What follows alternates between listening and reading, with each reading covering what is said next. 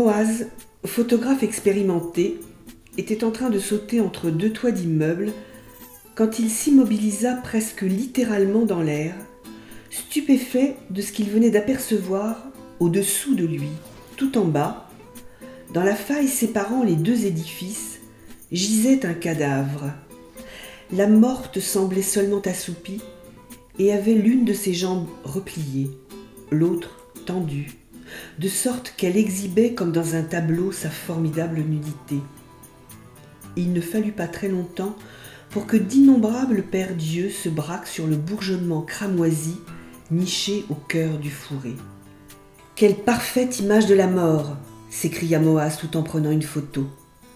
Le luth qui jouait au fond du passage s'était tu, mais on entendit encore retentir les percussions d'une tabla tenue par un amateur sans cervelle.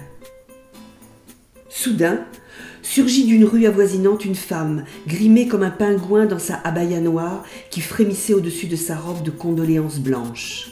Sans tarder, elle se mit à tourner autour du cadavre en répétant « Craignez donc votre Dieu, couvrez l'intimité de la défunte !» Il s'agissait de Qatar, épouse de Yabès el-Naza et mère de l'émigré Hamad.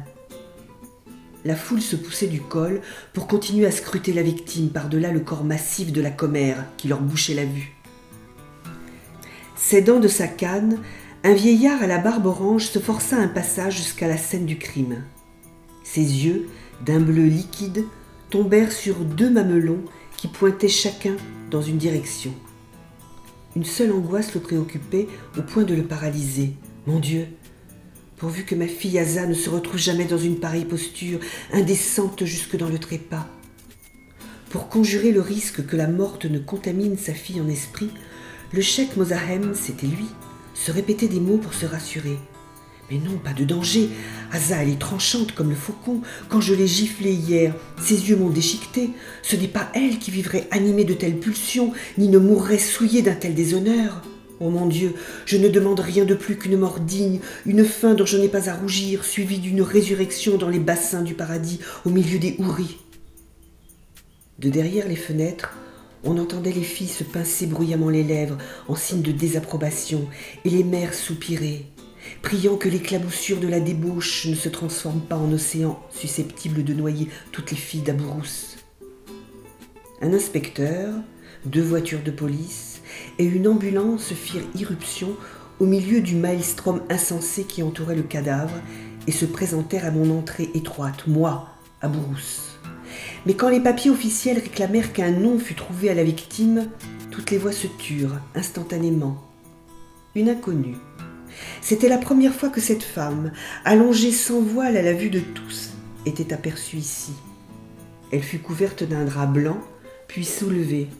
Son pied droit, qui avait glissé du bord du brancard, entraînant avec lui une jambe svelte, balaya ma poussière sur tout le trajet jusqu'à l'ambulance, où un infirmier récupéra le corps pour l'introduire dans l'habitacle bardé d'appareils de réanimation. Les seules traces à subsister de la victime furent les suivantes. La traînée laissée par son pied, dont on avait pu apercevoir furtivement les ongles à bourrons, soigneusement coupés et lustrés à l'eau de rose, ainsi qu'une tache de sang souillant le sol dans l'interstice séparant l'immeuble du cheikh Mozahem de celui de l'enseignante Aïcha.